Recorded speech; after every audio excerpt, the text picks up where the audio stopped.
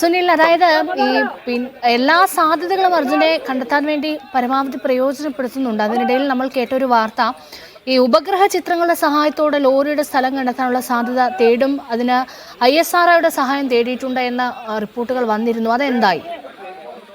അത് ഈ കാലാവസ്ഥ പ്രശ്നമാണെന്ന് അതിന്റെ പ്രതികൂലമായി നിൽക്കുന്നതെന്നാണ് നമുക്കൊരു നേരത്തെ ഒരു ഉദ്യോഗസ്ഥനുമായി സംസാരിച്ചപ്പോൾ ലഭിച്ച വിവരം. കാരണം പൂർണ്ണമായും മഴമേഘങ്ങൾ മൂടിയ അന്തരീക്ഷമാണ് അവിടെ. ഒരുപക്ഷെ ഉപഗ്രഹ സിഗ്നലുകൾ കിട്ടാത്ത ഒരു സാഹചര്യമുണ്ട്. അതുകൊണ്ട് തന്നെ അത് പൂർണ്ണമായി വിജയിച്ചിട്ടില്ല എന്നാണ് നിലവിൽ ലഭ്യമായിട്ടുള്ള വിവരം. കാരണം രാവിലെ കാലാവസ്ഥ അനുകൂലമായൊരു കാലാവസ്ഥയായിരുന്നു. പക്ഷെ വൈകുന്നേരത്തേക്ക് ക്ഷമിക്കണം, ഉച്ചയോടുകൂടി എത്തുമ്പോഴേക്കും കനത്ത മഴ പെയ്യുന്നു, അതിശക്തമായ മഴ പെയ്യുന്നു. സ്വാഭാവികമായും അതുകൊണ്ട് തന്നെ ഈ ഉപഗ്രഹ ചിത്രങ്ങൾ ലഭ്യമാകുന്നതിൽ ചില സാങ്കേതിക തടസ്സമുണ്ട്. അതുകൊണ്ടാണ് അത് എത്രത്തോളം വിജയിക്കുമെന്ന കാര്യത്തിൽ ഇപ്പോൾ ചില സംശയമാണ് ചില ഉദ്യോഗസ്ഥരൊക്കെ സംസാരിക്കുമ്പോൾ അവർ നൽകുന്നത്.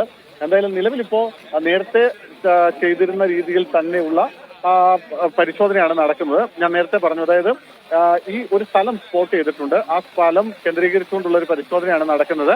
ആ സ്ഥലത്ത് നിന്നാണ് അവസാനമായി ഈ വാഹനത്തിൽ നിന്നുള്ള GPRS സിഗ്നലുകൾ ലഭിച്ചത് എന്നാണ് പറയുന്നത്. ഒപ്പം സുനിൽ, ആ സ്ഥലത്ത് തന്നെയാണോ ഈ ലോകത്തിന്റെ സാന്നിധ്യം ഇന്നലെ റഡാറിൽ പതിഞ്ഞിരുന്നല്ലോ, അതും ഇതും ഒരേ സ്ഥലം തന്നെയാണോ? അതെ, അത് രണ്ടും ഒരേ സ്ഥലത്ത് തന്നെയാണ്. അതുകൊണ്ടാണ് ഒരുപക്ഷെ ഈ വാഹനം ഇതിനുള്ളിൽ തന്നെ ഉണ്ടാകാം എന്നൊരു പ്രതീക്ഷ ഇപ്പോഴും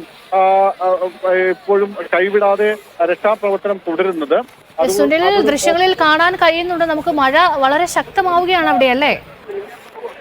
കനത്ത മഴയാണ്. അതായത് കനത്ത മഴയും കാറ്റും അന്തരീക്ഷത്തിലുണ്ട്. അത് വലിയ പ്രതികൂലാവസ്ഥ ആണ്. അത് വലിയ തോതിൽ തെരച്ചിലിനെ അല്ലെങ്കിൽ മണ്ണ് നീക്കത്തെയൊക്കെ നല്ല രീതിയിൽ ബാധിക്കുന്നുണ്ട്. കഴിഞ്ഞ ദിവസമൊക്കെ അതിശക്തമായ മഴയെ തുടർന്ന് ഈ മണ്ണ് നീക്കം നിർത്തിവെക്കേണ്ട സാഹചര്യം പോലും ഉണ്ടായി. പക്ഷെ ഇന്ന് വെച്ച സാഹചര്യം ഇങ്ങനെ കാലാവസ്ഥ പ്രതികൂലമായിട്ട് പോലും ഒരു ഘട്ടത്തിലും ഈ മണ്ണ് നീക്കം നിർത്തിവെച്ചില്ല.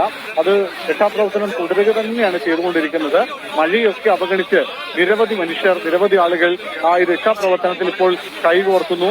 അത് കരസേനയായാലും ഫയർഫോഴ്സ് ആയാലും പോലീസും ഒക്കെ നാവികസേനയും ഒക്കെ ഒന്നിച്ചു ചേർന്ന് ഇടവേളകളില്ലാതെ രക്ഷാപ്രവർത്തനത്തിൽ ഇപ്പോൾ ഏർപ്പെട്ടുകൊണ്ടിരിക്കുന്ന കാഴ്ചയാണ് നമുക്ക് കാണാൻ കഴിയുന്നത്.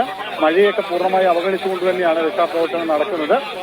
എന്തായാലും ഇപ്പോൾ മുഖ്യമന്ത്രി സിദ്ധരാമയ്യ അവിടെ എത്തിയിട്ടുണ്ട്. നമുക്ക് ആ ദൃശ്യങ്ങൾ കാണാം. കരസേനയുടെ അംഗങ്ങൾ ഇപ്പോൾ ഈ രക്ഷാപ്രവർത്തനത്തിൽ സജീവമായി തന്നെ രംഗത്തിറങ്ങി തുടങ്ങിയിട്ടുണ്ട്. ആ ദൃശ്യങ്ങൾക്ക് കുറെ കൂടി മഴയുടെ പ്രശ്നമുണ്ടെന്ന് തോന്നുന്നു. എന്തായാലും കൂടിയും ആ ദൃശ്യങ്ങൾ കാണാം. നമുക്ക് മഴക്കൂട്ടിട്ട് അവിടെ നിരവധി ആളുകളെ കാണാം. അവരൊക്കെ കരസേനാ അംഗങ്ങളാണ്. ഏതാണ്ട് 60ഓളം ആളുകളാണ് ഇപ്പോൾ ആദ്യഘട്ടത്തിൽ എത്തിയിരിക്കുന്നത്. ഇനി കൂടുതൽ ആളുകളെ വേണമെങ്കിൽ അങ്ങനെയും വിട്ടു നൽകാൻ തയ്യാറാണ് എന്ന് അറിയിച്ചിട്ടുണ്ട്. എന്തായാലും ഞാൻ മുമ്പ് പറഞ്ഞതുപോലെ ഈ നേരത്തെ സ്പോട്ട് ചെയ്ത ഒരു സ്ഥലം കേന്ദ്രീകരിച്ചുകൊണ്ട് അവിടുത്തെ മണ്ണ് മാറ്റുന്നു. ഒപ്പം ആ മണ്ണ് മാറ്റുമ്പോൾ തൊട്ടടുത്തുള്ള മണ്ണ് ഇടിഞ്ഞു വീഴാതിരിക്കാനായി ആ പ്രദേശത്തെ മണ്ണും വലിയ ശാസ്ത്രീയമായ രീതിയിൽ തന്നെ നീക്കം ചെയ്തുകൊണ്ടാണ് ഇപ്പോൾ ഇത്തരത്തിലൊരു രക്ഷാപ്രവർത്തനത്തിലേക്ക് നീങ്ങുന്നത്.